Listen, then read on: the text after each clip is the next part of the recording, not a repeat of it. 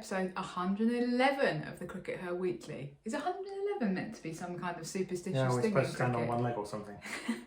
I don't think I can do that for 20 minutes. Okay. Sorry, we're breaking all the superstitions here. So let's begin by talking a little bit about the English regional stuff that's been going on, Sid, because there were some friendly warm-ups going on, or maybe not so friendly, who knows these days. But meant to be friendly warm-ups going on yesterday. And we were actually at home yesterday doing stuff for the wedding, so we didn't go to any, but we were able to catch up with some of them on the live stream. So do you want to give us the lowdown on those, Sid? Okay, shall we start off at Loughborough, where the Lightning played the Sunrisers, and there were two good wins for Lightning. Some big runs for Marie Kelly. She got a 69 and a 32, both are quite incredible strike rates, striking at like 200 plus. She seems to be really starting to go for it this season, and now maybe there's a tiny caveat that, of course, the pitch at Loughborough, it's quite a small ground. The outfield's like a carpet. It's a really good quality batting pitch, lovely, because it's where England women train. So the ECB have put a lot of money into that. So it's not, you shouldn't necessarily read that she's going to be making those kinds of runs at every single match. But nevertheless, she's made a really good start to it, and it kind of shows potentially what she could achieve this season. I keep saying this, keep banging on about it, that when people move and kind of sort of mid-stage in their career, they can often reinvigorate their career, just in the way that Alex Hartley did, all those years ago when she moved down to Middlesex, and that kind of kick-started the resurgence of her career that led to her ultimately, winning a World Cup winners medal. And so it's great to see that Marie has, made that move and seems to be, really relishing that opportunity. So good for her there. Josie Groves as well. She's progressed. She did play one game last year. Leg spinner, came up through the Lightning Academy. She got 5 for yesterday, and it was looking good. She's perhaps not getting as much turn as Danny Gregory down at Surrey, but perhaps a bit more than Sarah Glenn. Looking a good prospect. England need a leg spinner. Well, England need a leg spinner, Sid. Yeah. Got to keep our eye on who it could be. 2 wins there for the Lightning. Cordelia Griffiths got a few runs for Sunrisers, so that's their one positive, but unfortunately that was really the one positive for Sunrisers there. Okay. Over the other side of the Midlands at the Edgbaston Foundation ground, it's another ground that's not a huge ground, and it's again a very well maintained ground.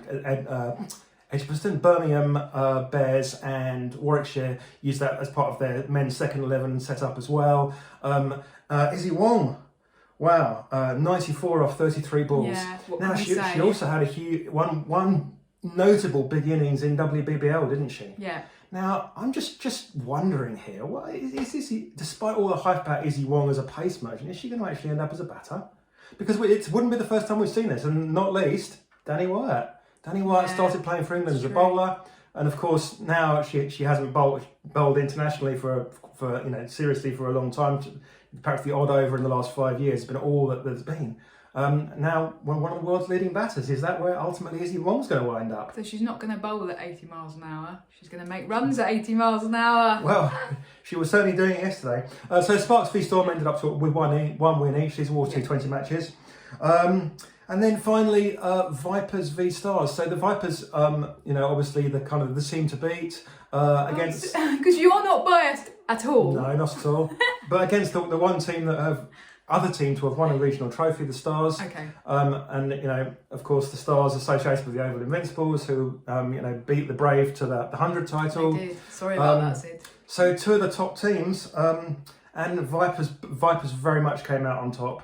I think that it was quite instructive at how much Vipers kind of they just were really positive in that experience for them to have come out on top against the Stars, who are really going to be one of their key challenges this year. So there were 50s for Maya Boucher and for Georgia Adams. Georgia Adams actually in the end retired. She got bored on 67. No, they were giving other people opportunities. Yeah. That shows how much the Vipers were on top.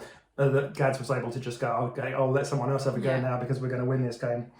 Alice Capsey for the other side. On the other side, she got 2 scores of 21. Both strike rates over 100. But I think what we really need to see from her is her pushing on a bit beyond that. We keep seeing that so far this season. She's making good starts, but she's not pushing on into the 40s and beyond.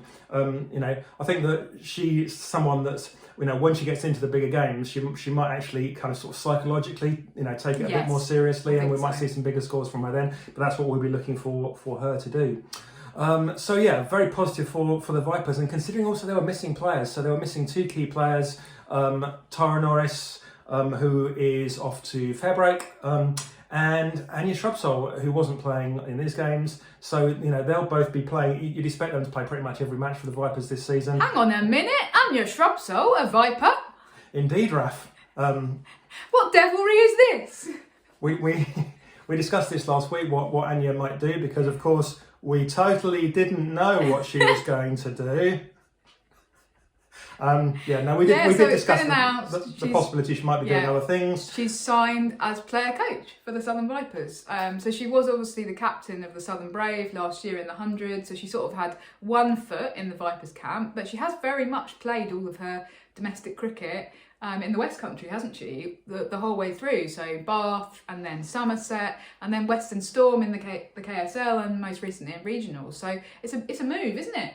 It's a move. Yeah, no, I think it's really positive. So that it's very much a sort of career move as well. That it's really nice to see somebody making a positive move and going, I'm not just going to step down into a regional contract and play for a couple more years, but I'm actually going to do something that's actually kind of it's a bit of a promotion as well as a demotion. Yeah. It's kind of both ways. So obviously, you're going to get less money for a domestic contract than you get for playing for England. It's a significant climb down for a player of, Anya would have been on one of the higher contracts for England. She's now gone down quite a way, but she's made the positive move of going, I'm going to do some coaching as well, and I think she'll be really good at that. I've mentioned previously, I think that I know that Lauren Bell particularly respects her and has got so much out of last week's episode. So much out of working with her, and that's going to be something that everybody at the Vipers is going to be able to experience. So and to have her playing all the matches as well, I think that again, Vipers, the team to beat this season. And I think I think that one of the interesting things about this is that nobody knew that Anya Shrubsole was going to retire before the World Cup. I think that she's said publicly now that she did tell the rest of the England girls ahead of the final, and she did look very emotional during the final, so there was a little bit of speculation, but it wasn't a move that she planned for a long time. And so actually there's been a kind of, almost a very short window for Vipers to sign her and to, get on the phone and say, look, leave Western Storm and come over to us. And I think that's really interesting because Charlotte Edwards is obviously the mover and shaker behind this decision and has very quickly reacted and gone, right, Anya Shrubsole's retired. I want her to come and be on my team. I want her to be coaching in my camp because I think that she is going to be a real asset to Vipers. And that's actually a very strategically kind of, it shows real strategic nous from Lottie, I think. And that's, one of the strengths that she really brings, and one of the reasons why the Vipers have been so successful is her ability to very quickly go, yeah, actually, I am going to give this person who I really respect and think is brilliant the chance to kind of come over to us, and almost as well the fact that she got on the phone to Anya and Anya was like, yeah, sure, okay, I'll come and do that, despite the fact that, as I've just said, she has played almost all of her domestic cricket in the West Country. That's the kind of loyalty that Charlotte Edwards inspires. When somebody, when she gives you a ring and says, come and play for me, you go, yeah, okay, I will. Or come and coach for me, you say, yeah, okay, I will, because I think that, it's a good move for me. So that's interesting, and it shows that, Charlotte Edwards is continuing to really, she's never content to rest on her laurels. No, she could say, she could say, oh, well, Vipers were already very strong, which is, she's always looking around going, how can I make us stronger? And as you say, Anya Shrubsole is going to do that, so it's very exciting. And a chance for Anya to learn from her as well. I mean, of course, we overlooked that slightly. That by coaching with Charlotte Edwards, Anya has a chance to, learn how she does things, because she has been very successful in what's still a comparatively short coaching career, really. Yeah, absolutely. She's only been doing it for like 5 years or something, and yet. She's already building, a long-term squad there, and of course, she's not necessarily even going to stay there all that long. I mean, there's a lot of speculation that she could be England's next coach. You're talking about Charlotte Edwards, not Anya Shrubsole. And then Anya Shrubsole as the next Vipers coach when Charlotte Edwards moves into the England job? Oh, Anya Shrubsole was the assistant coach for England when Charlotte Edwards moved into the England job. Maybe, yeah. I mean, not a bad person to be assistant to. Yeah. Okay. So, well, that's been exciting. Now, there's been another coaching appointment announced this week in terms of regional cricket. Laura Marsh has been unveiled as the new coach of the Sunrisers. And from what you were saying there, Sid, about Sunrisers' early performances in this season, she's going to possibly have her work cut out for her in that role. Is that fair? Yeah, I mean, so this weekend will have been her first kind of proper weekend in the job, really. And, they got absolutely smashed by Lightning. And, Lightning are not the strongest side from last season. So it's going to be a tough one, isn't it? Yeah. I mean, I guess that the only way is up from here. And that might be what saves her, that there's going to be quite low expectations of what she's able to achieve, because there's clearly things that aren't really going right there, and there's a growing gap between Sunrisers and the other weaker sides, let alone the stronger sides. Well, I've talked about this before, that in a new competition, if you do badly in the first year, couple of years, then you do establish yourself with that reputation, and it's very difficult to climb your way out of that then, because if let's say this didn't happen to my knowledge, but let's say Danny Warren of Sunrisers had rung Anya Shrubsole in the last couple of weeks and gone, do you want to come over and coach at Sunrisers? Then it's not a very attractive option for Anya to go and do that, because you don't necessarily want to be associated with it sounds horrible, but like a sinking ship. You want to be associated with a successful team. And so that's quite difficult, and so I do think that it's a difficult job for Laura Marsh. It's kind of her first big sort of head coaching role, isn't it? She was doing a bit for Oval Invincibles last season, and I know this because when I interviewed Alice Capsey at the end of the season, she actually has said, I found that Laura Marsh was really helpful for me in developing my off spin. Because we often talk about Capsey as a batter, but she of course has been quite successful as an off-spin bowler as well. I think she took a few wickets yesterday. And I thought that was, so that was interesting, because I hadn't quite picked up that Laura Marsh was doing that.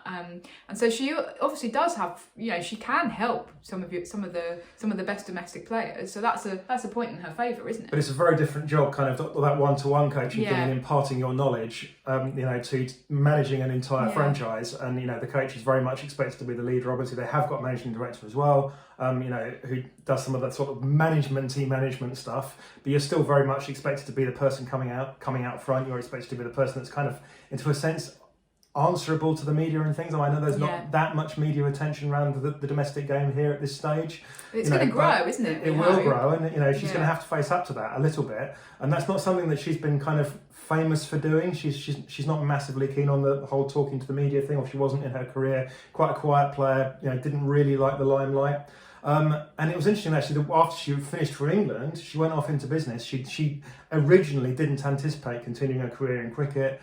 She took up a role in business. I guess that she missed it and decided that she had something more to now give. Now she's back, and she's got the best of luck to her. The challenge of her life. I think it is. The other reason why it's a bit tough is obviously the departure of Trevor Griffin as coach a few weeks ago, or however long ago it was, has meant that a lot of the big decisions have already been taken. They've named Kelly Castle as captain, for example. So that's and they've got their squad in place. There's a very short gap now between Marsh's appointment and the start of the season. So it's going to be difficult for her to kind of stamp her authority on the side in that way. And the other thing is as well, she is an interim appointment because they were kind of to all intents and purposes, as far as we know, they were left very much scrabbling around trying to find somebody after the departure of Trevor Griffin, which was very sudden and unanticipated. And so they've made her, they've got Laura Marsh on board as an interim appointment, and you would hope that in due course they will go through a kind of proper, transparent recruitment and appointment process. Because it remains so important that even though it's a woman that's got this job, it's important that we don't kind of allow our standards as a game to slip, and that we make the permanent appointments on the basis of, a Rooney Rule, and on the basis of saying that we're going to interview minority candidates as well as female candidates and things. That's not to say that Laura Marsh won't get the job when they advertise it properly. She'll be in a strong position, definitely. But it should be a position that ultimately does get advertised, and where they do go through a transparent, open process with proper interviews and all that kind of stuff. Yeah, we don't want to go from a jobs for the boys situation to a jobs for the girls situation. Exactly. That sounds like a quote, Raf. No, it's a quote from Raf Nicholson. Okay. Okay. Mic drop. Anyway, we are going to see some cricket this weekend because we're off to see the biggest rivalry in global cricket tomorrow. It's Sussex v Kent. Yeah. So we're off to Backer. Yeah, the County T20 Cup continues. So that should be a good game. Sussex have been looking good so far in the county competitions, but Kent have been looking even better. Yeah. So it should be a couple of cracking games. I did tweet about this, and a couple of the Sussex players liked my tweet about this being the biggest rivalry in global cricket. So I think there's going to be there's certainly no love lost between these teams. So I'm looking forward to it. Anyway, that's just a little bit of an aside. Shall we talk about FairBreak, Sid? FairBreak is starting this week. It is. And we did talk about it a bit last week, but there's been some more big news announced in the last few days, which is actually massive news. Massive news. Heather Knight, England captain, has signed for FairBreak. And as far as we know, this is quite a last minute signing. And I think that it probably must be, because otherwise they would have been banging on about it for weeks and months, wouldn't they, if they already had her lined up, because it's quite a big deal signing the England captain, isn't it? Yeah, no, it's definitely the kind of feather in their cap in terms of like legitimising the tournament and things, and a really positive thing for them. And what's really important for them going forwards is for people to take the tournament seriously. Yeah. That's their challenge kind of thing, because they're doing something that traditionally these private T20 leagues, the kind of things that exist in the men's game, like the Abu Dhabi T10, there's people like look down their noses slightly at them. It's something that players do at perhaps at the end of their career, or to make a bit of money when they're no longer playing so much international cricket, or the players that are only playing white ball cricket. So that legitimacy that someone like Heather Knight gives them is just, that's priceless. Whatever it was that they paid her, and the players, we understand, are being very well paid for this gig.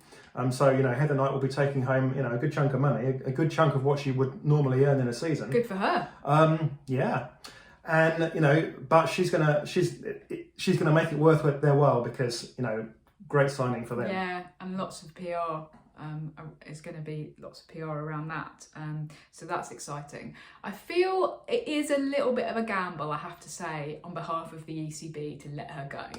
And I say let her go, I mean, it's difficult to know exactly what the power dynamic is, because it may have been that she just said to them, I'm going, and there wasn't a huge amount they could do to stop her. I'm not quite sure how that works. I don't know contractually. I mean, in theory, obviously they can stop her because the ECB can refuse to issue a no objection certificate, but obviously the politics might dictate that she's though, going, that she's powerful enough to do that. And, But I think, but in terms of it being a gamble, I mean, she is somebody who in recent years has struggled a little bit with injury. She's managed to not miss very many games for England because it's been very carefully managed, her workload.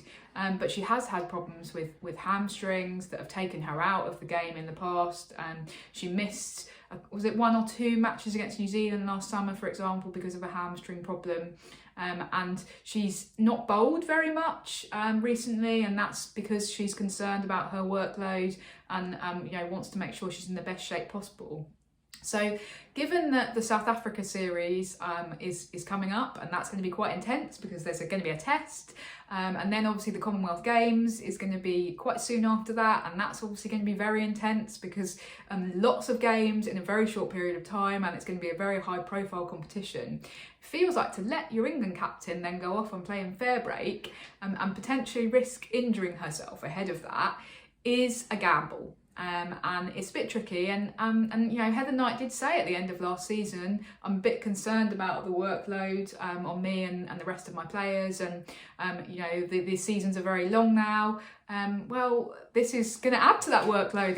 She's made her own season longer by doing this. Yeah, and so that concerns me a little bit. I wonder whether the ECB have thought through the implications of that. And obviously they don't have a successor for Heather, so if she does kind of knock herself out of either of those or both of those big tournaments that are coming up, then or one of them's a series, one of them's a tournament, then that's a bit tricky, because who's going to captain? I mean, I guess you say with Nat Siver, well, but Nat Siver has very much kind of been a stand-in captain, whereby Heather has given her instructions from the sidelines and said do X, Y and Z, as far as I can see.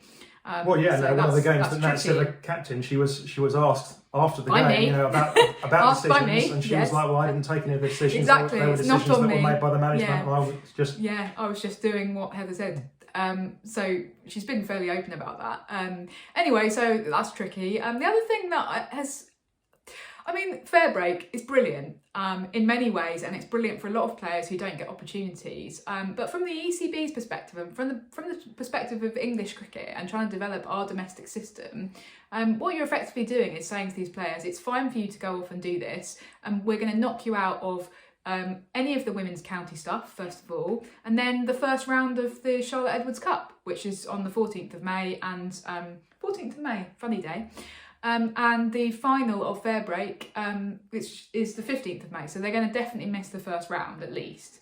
And that's just a bit rubbish, isn't it? Like, we knew that the ECB you're handing legitimacy to FairBreak and then kind of removing it at the expense of your own domestic system. Competitions. Yeah, so. And we knew that the ECB weren't massively keen on women's county cricket. They don't particularly take it massively seriously anymore. But the regional system, you know, it's meant to be the best. It's meant to be developing the players of the future. And by taking out a contingent of England players from that and saying it's okay for you to go off and play in FairBreak instead, just seems to me to be undermining that goal, and I don't like it.